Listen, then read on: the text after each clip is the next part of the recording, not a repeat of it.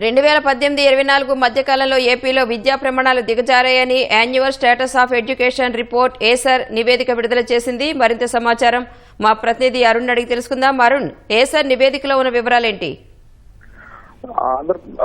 భారతదేశంలో అన్ని రాష్ట్రాల్లో యాన్యువల్ స్టేటస్ ఆఫ్ ఎడ్యుకేషన్ అనే రిపోర్ట్ ని 2024 పేరుతో ఏసర్ ఒక నివేదికను విడుదల చేసింది. కేంద్ర విద్యాశాఖ నిర్వహించినటువంటి సర్వేలో వెల్లడైనటువంటి విషయాల్ని 2024 ఏడాదికి 2018-2024 కంపేర్ చేస్తూ నివేదికను విడుదల చేస్తుంది.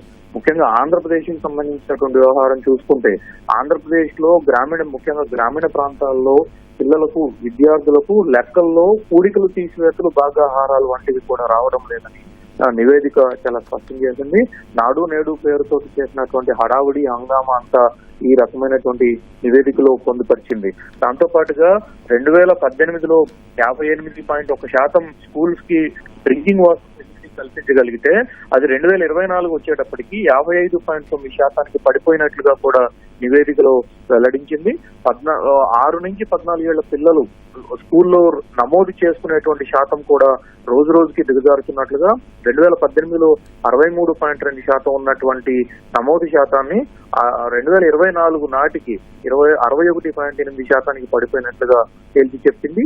దాంతో పాటుగా 15-16 ఏళ్ల పిల్లల స్కూలు నమోదు శాతం కూడా గణనీయంగా 2018లో 9% నుంచి 2024లో 1.3% గణనీయమైనటువంటి తగ్గిపోయినట్లుగా గణనీయంగా ఈ తగ్గుదల గణనీయంగా నమోదవుతున్నట్లుగా పేర్కొనడం జరిగింది. దాంతో పాటుగా కింది తరగతి పుస్తకాలు పాఠ్య పుస్తకాలు చదివేటువంటి విద్యార్థులు కూడా వాళ్ళలో ఉండేటువంటి సామర్థ్యము వాళ్ళలో ఉండేటువంటి ప్రమాణాలు చాలా దిగజారిపోయినట్లుగా పేర్కొనడం జరిగింది. 8వ తరగతి చదివేటువంటి విద్యార్థులు కూడికలు భాగాహారాలు తీసివేతల్లో అంత పూర్గా ఉన్నారని, అంత నాణ్యమైనటువంటి విద్య కొనసాగించడం లేదు అని చెప్పి పేర్కొనడం జరిగింది.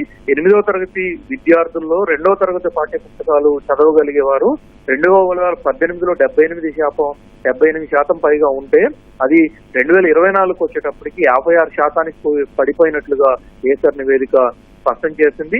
అధికారులు విద్యా ప్రమాణాలు పెంచుతున్నాము, విద్యా వ్యవస్థని మెరుగుపరుస్తున్నాము, అన్ని పాఠశాలల్లో మెరుగైనటువంటి వసతులు కల్పిస్తున్నామంటూ చేసినటువంటి నిర్వాహకాలు విద్యార్థుల్లో కనీసం పాఠ్య ప్రమాణాలు పెంచలేకపోయినట్లుగా ముఖ్యమైన ఈ నివేదిక స్పష్టం చేస్తూ ఉంది. ఈ నివేదిక వివిధ రాష్ట్రాలకు సంబంధించినటువంటి అనేక వివరాలను కూడా వెల్లడించింది.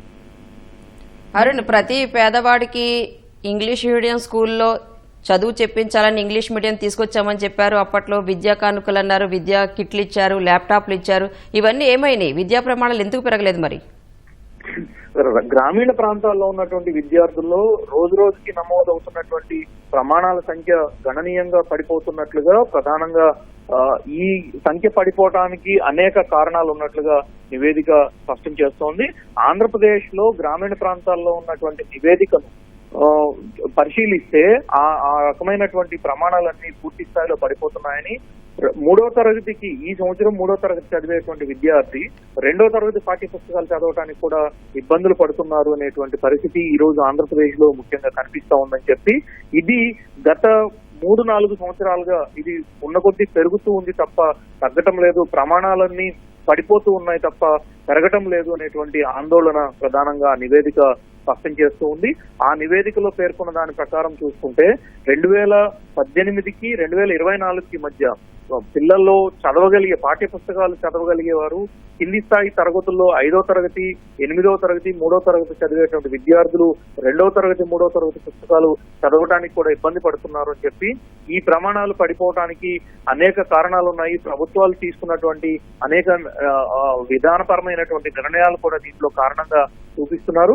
విద్యార్థులకు అవసరమైనటువంటి మౌలిక వసతులను కల్పించే విషయంలో కూడా ఈ రకమైనటువంటి అలసత్వం జరిగింది కాబట్టి అందుకు అనుగుణంగా ఈ రకమైనటువంటి ప్రమాణాలు పడిపోవటం అనేది నమోదైనట్లుగా ప్రధానంగా నివేదిక స్పష్టం చేసింది. ధన్యవాదాలు అరుణ్.